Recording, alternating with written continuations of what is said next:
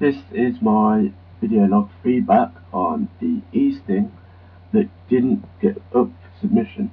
There is a video log of me explaining why, and it was a complete last minute decision, and there's a video log explaining that on my blog.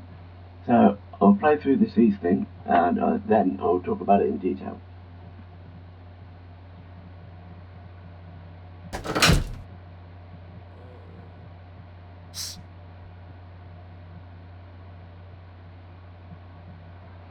So that's the esting. This is the final cut, and there is a director's cut. The director's cut is a lot longer. The director's cut is 15 seconds long, and adds a bit more animation to this guy in the background.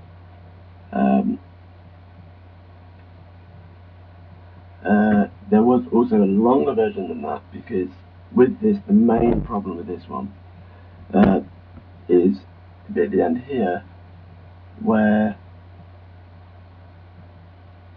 the kind of the anticipation in between when she shushes and when he kind of like looks around going, no one's going to do anything about it, and then hides behind his book, I think could have been longer.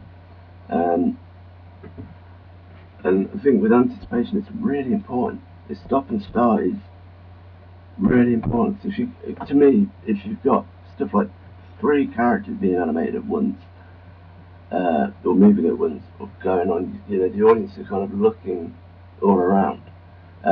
Which is why another thing, if you are having a lot of characters, make sure, as I'm going to phrase it now, make sure they have their time to speak, meaning take it in turns.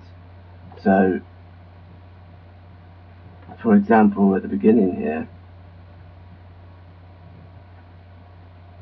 the character in the background and the old man turning the page, there's a lot to look at. You've got, there's just 2 characters, but because how brightly coloured this character is, which was on purpose, because this is the character that the E4 logo is going to come up to, and it's going to be in trouble and have the main plot to the animation. But because you're kind of concentrating so much on him, probably more because he's brightly colouredly dressed, you kind of won't really pay attention to this guy, which made me think, was there much point in animating him? But to me, it works. It works having them both, and it is kind of, even though I said it's maybe not a good thing to have 2 things animated at once, it is nice for the audience to have something more to look at. But there was that worry that maybe the audience would have too much to look at once. But I think together it does work, having those 2. Because he only turned to page once. I was going to put it in again, because of time and only having 10 seconds of this esting. I could have really put him turning the page twice. And I think just how much anticipation is needed, because the other thing is with the other animation, relationship issues, I cut that down to get the final cut, realised it was 20 seconds long, and I had to put this animation and the relationship issues in one, in together for the brief, because it was 20 seconds long. So that's 10 seconds for relationship issues and 10 seconds for the esting. And when I was editing the relationship issues to get it to 10 seconds, I thought, it's not going to work. There's not enough anticipation. There's not enough stop and start for the audience to understand what's going on. They'll look at it and it'll look like one of those flashbacks where their light flashes before their eyes, and they'll look at it at the end and go, what was that? So it's anticipation really important in animation, because it is the flow of the animation. It helps the flow of it, and it kind of worries me when I do have too much, and I've got to cut it down because the way I finally edited it is how I'm comfortable with the anticipation and with the timing and the flow of the animation. When I've got to cut it down, it may completely suffer the animation. Just suffer it overall, which happened with this one because I had to cut a lot out. Some of it weren't so important because it was him moving a bit more, which I thought maybe I didn't need in there. But it can suffer a lot if you don't have the right anticipation in there. The other massive thing is when the E4 drops, is that his legs are missing. I did animate without his legs, but I thought the way that the E4 comes in, and I think if I did have another layer of books there, you wouldn't have noticed it, and that's what I was getting at. I think really here it hides it well. It's just probably that one frame where you can see it. So I think it would have been better if I did animate the legs in there as well. The other thing was that the E4 logo didn't have the white outline. You can see it there because it was a PNG. I was going to colour it in, but I also like the fact that it doesn't have that because it's different. And if a lot of them are having like the full coloured in white E4 logo, I think it was nice to have it different, but also with it going into competition, maybe it's not allowed. Maybe you're not allowed to have a kind of like see-through transparent logo, and that you are going to have it all filled in with white. With the old man again, with the bit at the end where he looks around and hides. Originally, this character here in the blue was going to turn around, and I have got a line test of this. Turn around, look at the mess, turn back at the librarian, turn back, and then hide under his phone. But I did like the animation, but just in case it wasn't great, I didn't go with it because I didn't go with it just in case it didn't work and just in case it was a bad animation to put in it. So I played it safe and went with the old man doing the hiding and looking around. Another thing was the arm here. It, to me, does look quite robotic to me, and I did do an animation where the joints break and an arm comes up here, and it literally just is like a whip. So it's like it kind of just comes up and down, kind of just has that kind of motion to it, up, down when she shushes. So the hand will go up, down to here with a really quick motion. And that looked really good, but because of time I wasn't able to put it in. I was going to do a load of different cuts of this, with this guy being actually animated in the final cut. Well, not the final cut, but actually animated with colour in this animation.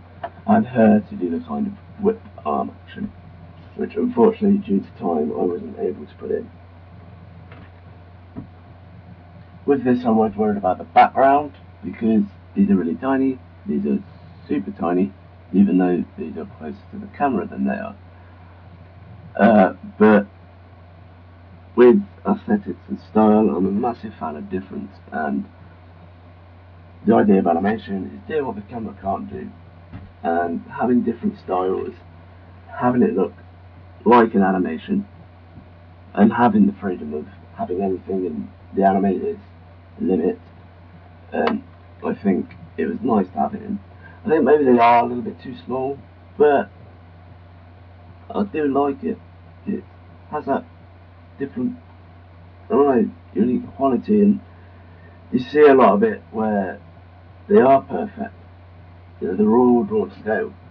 It's fine, but could be that to me it's everything. It's boring. If you've got perfect animation, as Richard Williams says, you know, there's only so much realism and real you can put in animation.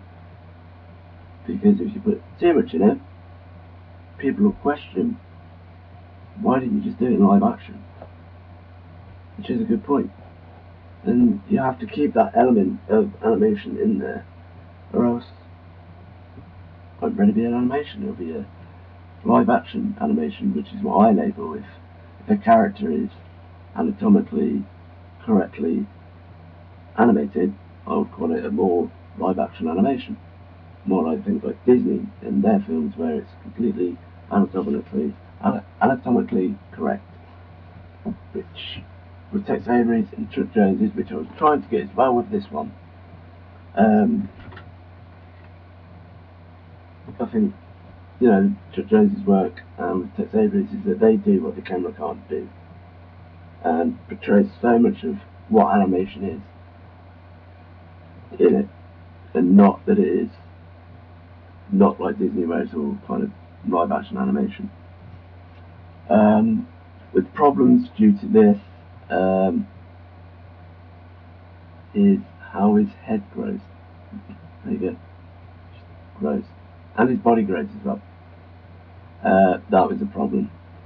The reason being was when I animated this first, and then on a complete separate loads of animated frames, papers, I animated the extra bit that's in the director's cut.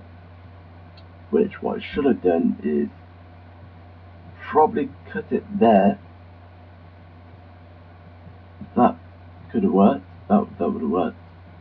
But the thing was that when it crashes, it's the same look. But I think it would have been probably better to cut it there and then get it crashed down. But the other reason why I kept it to have the big head is that it fits with when he falls. So I had this if I had this smaller one, at this point it would have dramatically grew.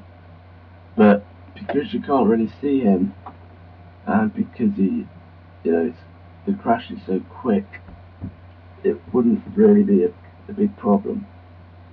If you can't see it, it won't be massively noticeable. But I mean, that's everything I think really I can say, because to me there's not a lot of negativity in this. But there is. But what I'm saying is that